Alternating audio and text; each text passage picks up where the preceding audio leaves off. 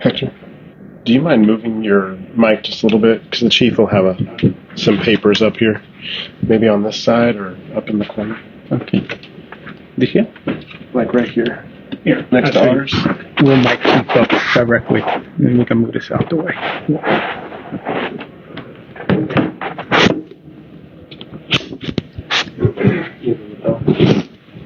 When we get there. No, just stick it right on his shirt. Have a little mini mic.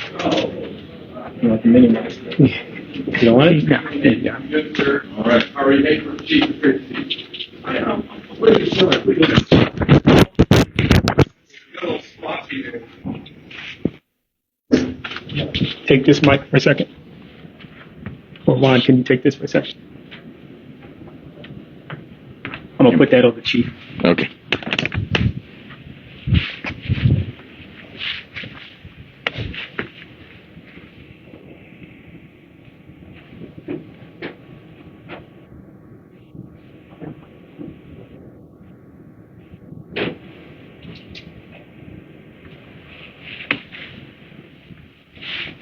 That's a good presentation.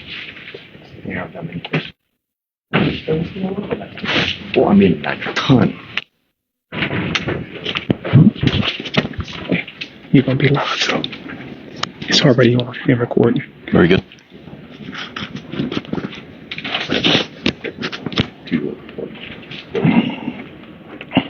Hey, Juan. Good morning. Good morning. Let's start here. I checked it. Okay.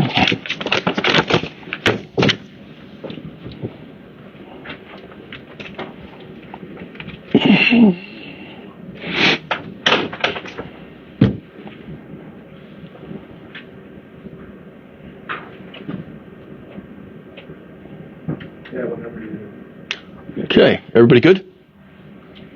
Okay. Well, good morning. Thank you for being here.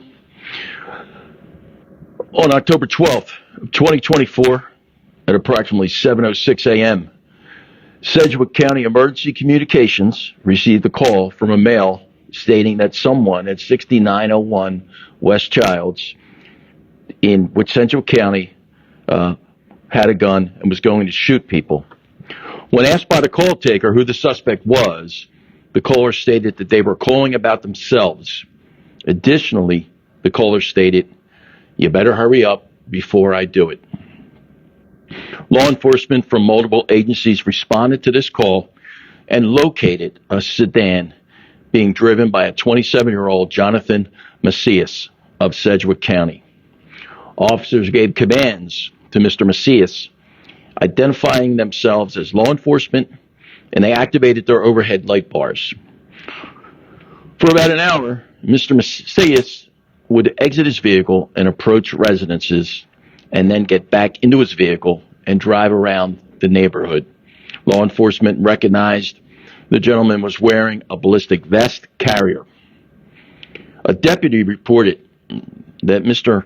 Macias had a handgun during the incident. He communicated this over the radio. Law enforcement deployed tire deflation devices in the path of the vehicle, which did deflate the tires, but Mr. Macias was still able to drive his vehicle around the immediate area. At approximately 8:12 a.m., law enforcement, concerned for the safety of the occupants of 6901 West Childs, where family members were located, moved up toward Mr. Macias and at a location closer to contain him. In response, Mr. Macias drove his vehicle through the front yards, fences, and trees, through the front yards, fences, and around trees that law enforcement, and around trees and around law enforcement vehicles, and got behind the officers and the deputies to the west of their location. Mr. Macias then exited his vehicle and ran back to the east in the direction of the law enforcement officers. Officers told Mr. Macias to show them his hands and to stop. Mr. Macias turned his body towards the officers and the deputies. He put his right hand behind his back, leading law enforcement to believe he was reaching for a weapon. Law enforcement from the following agencies discharged firearms or less lethal beanbag rounds: Sedgwick County Sheriff's Office, Maize Police Department, and Park City Police Department. Law enforcement officers rendered first aid and called for Sedgwick County Emergency Medical Services and Sedgwick County Fire Department to respond. Mr. Macias was pronounced deceased at the scene by the Sedgwick County Emergency Medical Services. The Advanced Law Enforcement Response Team, commonly known as ALERT, was activated by Sheriff Jeff Easter to investigate the shooting, and the Wichita Police Department is the lead investigative agency for this incident.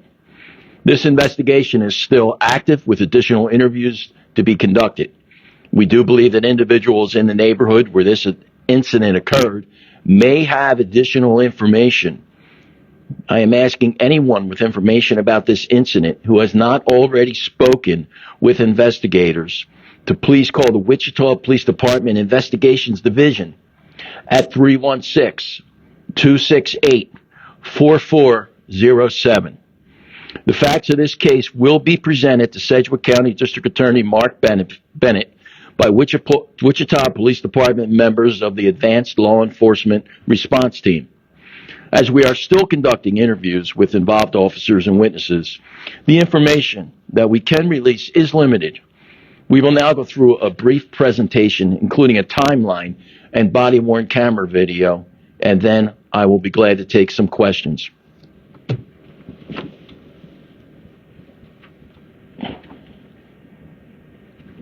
Okay, this is the timeline. 7:06 a.m.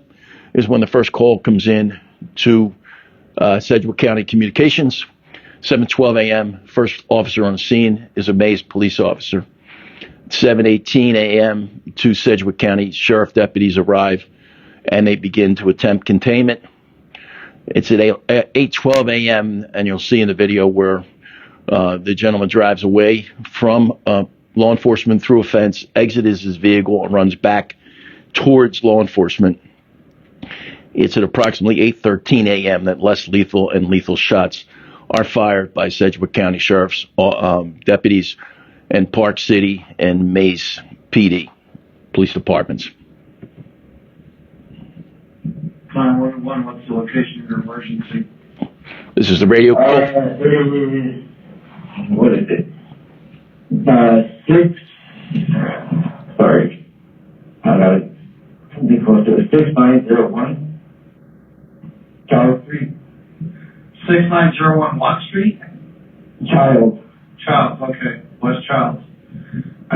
What's your phone number that you're on? So that is Mr. Wants to verify, please. Okay, tell me exactly what happened. There's a guy here with a gun and he pointed. Who is he to you? Huh? Do you know who he is? Yeah. Who is he? I was gonna shoot someone. Is it you? Yep.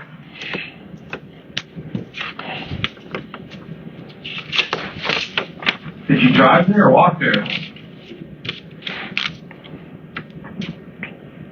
Right now I'm walking. Okay, there's no reason to shoot anyone this morning. What's your last name? You know what? I'm John Doe. Alright, let's just keep it that way. What happened where you wanted to try to shoot somebody? What's going on? You better hurry up before I do it.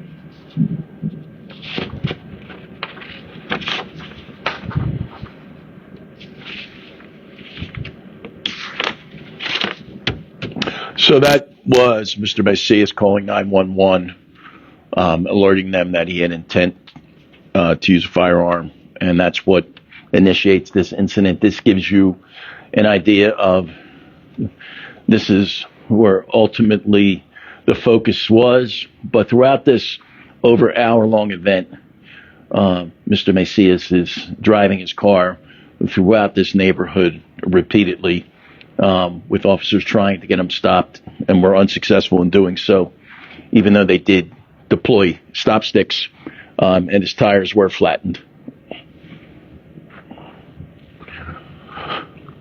So the officers respond to a domestic violence with a weapon call. Dispatch attempts to call the caller back multiple times. They do not receive an answer. Upon arrival, officers and deputies encounter a vehicle on the roadway and begin to give commands. This is the first contact. Tell me the black shirt! The sheriff's office! Show us your evidence! Officers are activating overhead lights, so it's clear that they are police officers.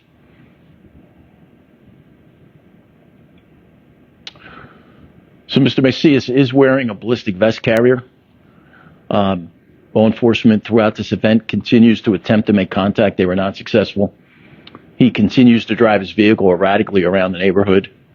Law enforcement attempts to contain Mr. Macias in the area, and deputies report seeing Mr. Macias one deputy does report seeing Mr. Macias with a handgun during this incident, and he does communicate that over radio.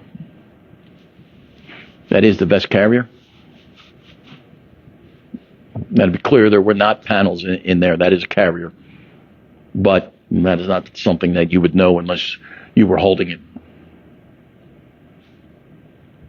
And then we're going to show you a video of Mr. Macias exiting his vehicle and running back in the direction of law enforcement. Stop! Put your hand! Put your hand!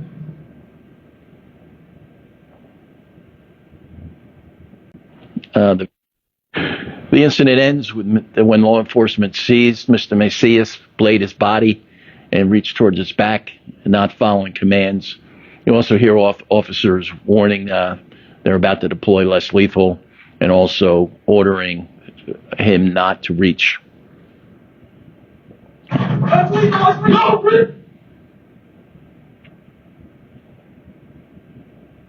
And this is the point at which officers discharge.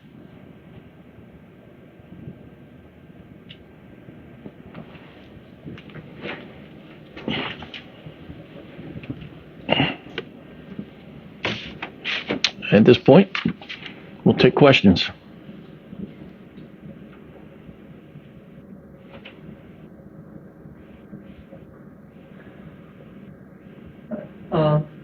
Obviously, this is not how any law enforcement agency wants this to end. I mean, kind of what goes when the officers are, I don't know what's going through their minds, what's happening, especially when someone's wearing a vest driving around through the neighborhood, just acting just inappropriately. I mean, This is clearly just an unfortunate incident. It's a tragedy, I think, for everyone involved. It's an extremely chaotic situation.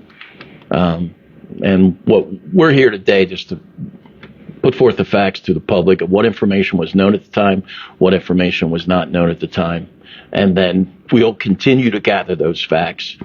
Our role here is to gather all of the facts, and we're still in the process of doing that so we can make a comprehensive presentation to the district attorney, and it's he or she that makes the decision whether or not any criminal charges will be filed. How long was the whole thing from start to finish? So just over an hour, about an hour and 5 or hour and 10 minutes. When you got called to movie? Yeah, from the time that the call came into Sedgwick County and those departments responded to the scene.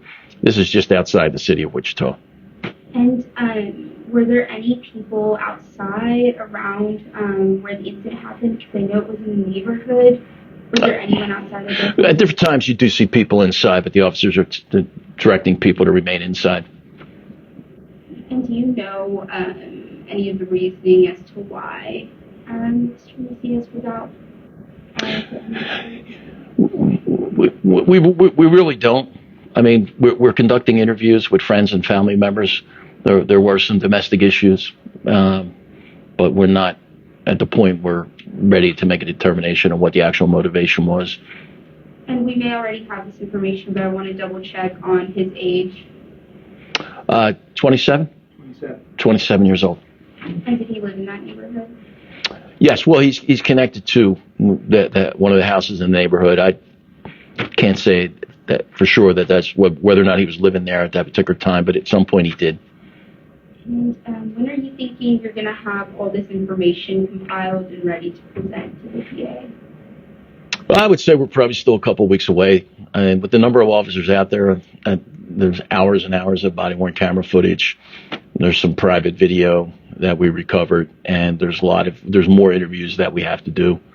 We're not concerned with how fast we get it done. We want to make sure that we get it done thoroughly, and that's why it's really important to us to get the message out that, you talked about whether other people were out there. If anyone saw any part of this whatsoever, we want to interview them. If they have any type of video from their house, from their cell phone, we would really appreciate it if they would share that with us so that we can put together that very comprehensive package for the district attorney. Can you remind me what time that call went out, the initial one, when he called dispatch? That was 7:06.